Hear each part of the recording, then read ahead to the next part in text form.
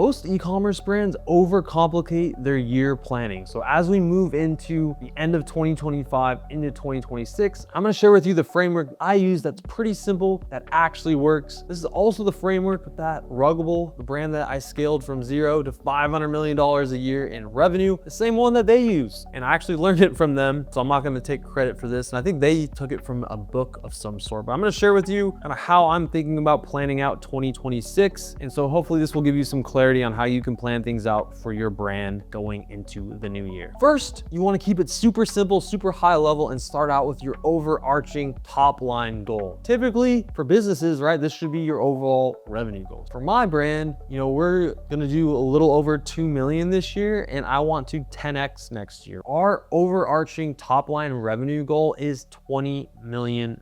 Again, that's gonna be a 10x. Everything we do has to funnel up into helping us hit that $20 million goal. For you as well as an e-commerce brand, you need to look at 2026 and think, what is your top line revenue goal for the year? Obviously, you can break that down into months, into forecasting, but for the sake of this exercise, we're gonna keep it pretty simple and just think about your top line revenue goal for 2026. And like I said, we're gonna work backwards from this. We're going to break down that top line goal using what is called OKRs. OKRs are objectives and key results. This is the same exact framework that Ruggable used to set goals. And again, this worked for us, $500 million plus a year using this framework. So I recommend you do the same. So first are the objectives. You want to pick 2 to 3 objectives that, again, funnel up to that main goal that you have. One of the main goals for my brand going into 2026 on the marketing side is increasing our conversion rate. That is going to be one of our major objectives for 2026. Now that we have that main objective, we need to have key results. What are the key results that, if they are achieved, will increase our conversion rate? For example, one of the key results is going to be building our own internal app that's going to make our website more efficient and fast for people to purchase. Currently, we're using a third-party app for this, but we need to build it internally because we know our website will be faster. So again, this is a key result. If we build out this app, our own app, this is going to increase our conversion rate, which again is going to help us hit our top line $20 million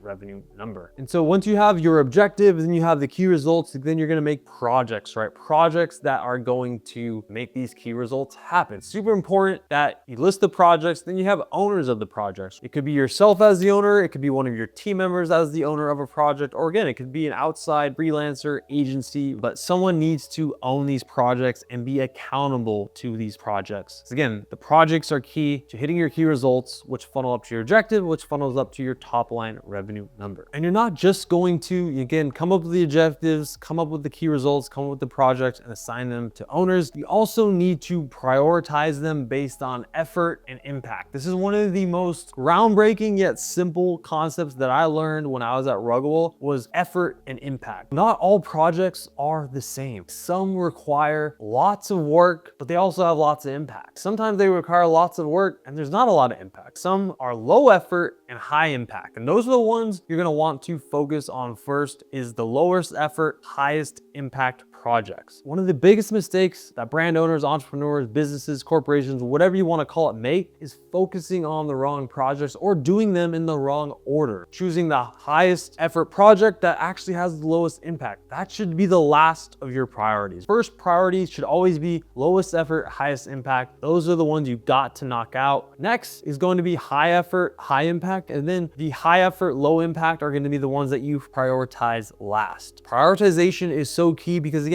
we all have finite amount of time, finite amount of hours in a day, finite amount of focus. Super important that you focus on the right projects that are going to have the most outsized impact for your brand and for your business. Now I'm going to go over some general projects that probably will make sense for most e-commerce brands in general for 2026. So the first thing that you should really be thinking about in 2026 is planning getting your product drops or product line right and your collection launches. Looking into 2026, you need to be thinking about how many products are we dropping, how many collections are we dropping, and start taking bets on these things. If you're not really dropping anything new or doing anything new on the product side, you're gonna have a tough time hitting that top line revenue goal. Super important you start thinking about products, collections. Hopefully you've already been thinking about this, but if you haven't yet, you need to be actively thinking about product drops, collection drops, and again, have an easier time hitting your top line revenue goal. One other thing we're thinking about with my brand is elevating our brand itself, elevating our website experience, elevating ads, just elevating everything for the brand. Something you should also be thinking about for your brand in 2026 is, can you elevate your brand? Should you do a rebrand? Should you improve the design of your website? These are things that have an outlasting long-term impact. Again, this is one of those things that almost makes sense for most brands. If you've already done this or you've already been working on this, it's not something you necessarily need to focus on, but for most brands, their brands have become a little bit stagnant, a little bit dull. They've kind of looked the same for the past 3-4 years. You want to reach new audiences, elevate your brand. One of the easiest things you can do is doing a rebrand, doing a new website design, look and feel, right? These are things that you should be thinking about as you go into 2026. Something that we marketers always talk about is like new year, new you, new year, new home. We're always trying to market the new year for our brand and getting consumers to buy from us, but you should also be thinking about that for your brand. New year, new brand elevation. This is something that as a brand, super important, and it's always a great time to think about this at the end of the year. It's like, hey, how did my brand look this year? Did my brand grow this year from a brand equity perspective? If you're not thinking that it did, then this might be a good time to think about improving that going into the next year. Another thing that I'm considering for my own brand, and I think you should consider for your brand in the new year as well, is what big bets are you going to make in 2026? If you look back at 2025, you may see a few situations where you're like, hey, if I made a bigger bet there, that would have had a massive impact on our business, on our revenue. Looking into 2026, what are some big bets you should make? I'll talk about a few big bets we're going to be making. We're going to be introducing a new product line for my brand, and this is going to be a big bet that could have a massive payout. We're going to be bringing on some new key hires. Again, this is a bet. Yes, this costs money, it costs overhead, but this is going to also allow us to build out our marketing team deeper and have a bigger output, which again should funnel up into our top line revenue number. Another thing is, looking back at last year, was there moments when you could have put your foot on the gas pedal more? You could have captured a moment better by increasing your ad spend. This is one of the biggest things that brands don't take advantage of, is when things are good, you need to spend more dollars and you need to take bigger bets with your ad spend. That's something that I think all e-commerce brands should have top of mind going into next year, is like, hey, can we take bigger bets on our personnel, on our product lines, and on our overall ad spend? Can we take bigger swings when things are going well? And the last thing I want to talk about in terms of planning for the next year is, what should you stop focusing on? I had a question yesterday in my coaching call, someone asking me about audience overlap and campaigns competing against each other. And this is just one of those things that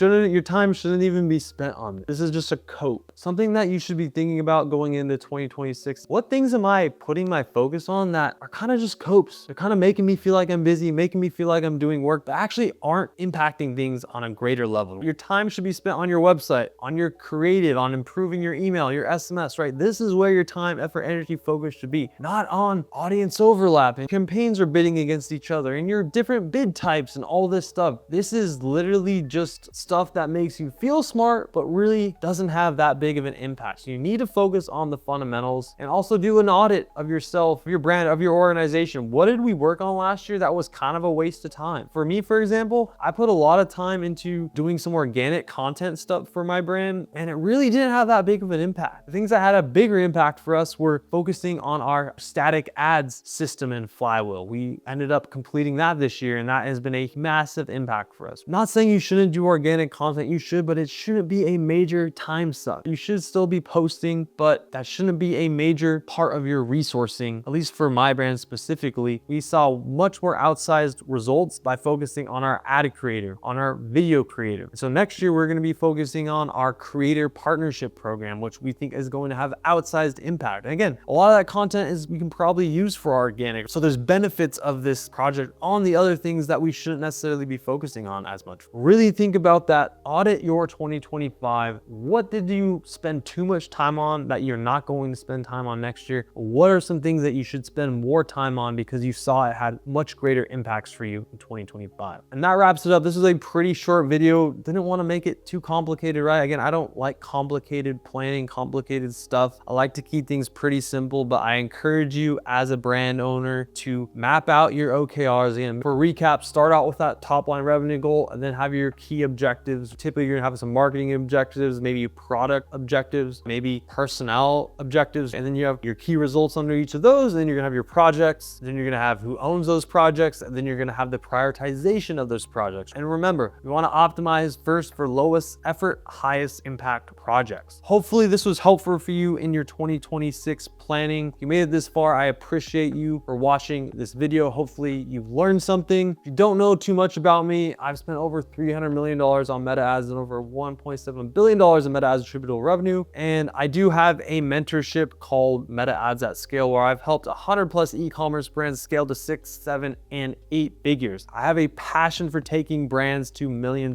months. If you're a brand that's kind of plateaued in 2025 or just feel like they want to get to the next level, but they need some outside help, outside guidance, that is why I created Meta Ads at Scale, to help brands just like you. Take a look, hit the link in the description here, watch the video, check out all the testimonials. We have like 12, 13, 15 plus now. You'll see that we practice what we preach here. I also own my own brand, which I talked about a lot in this video. We're a 7-figure brand. Again, we're going for $20 million next year. I'm building this brand right alongside all of you guys. I'm in the trenches with you in my coaching program, in my mentorship, Meta Ads at Scale. Thanks for watching this video, and I'll see you in the next one.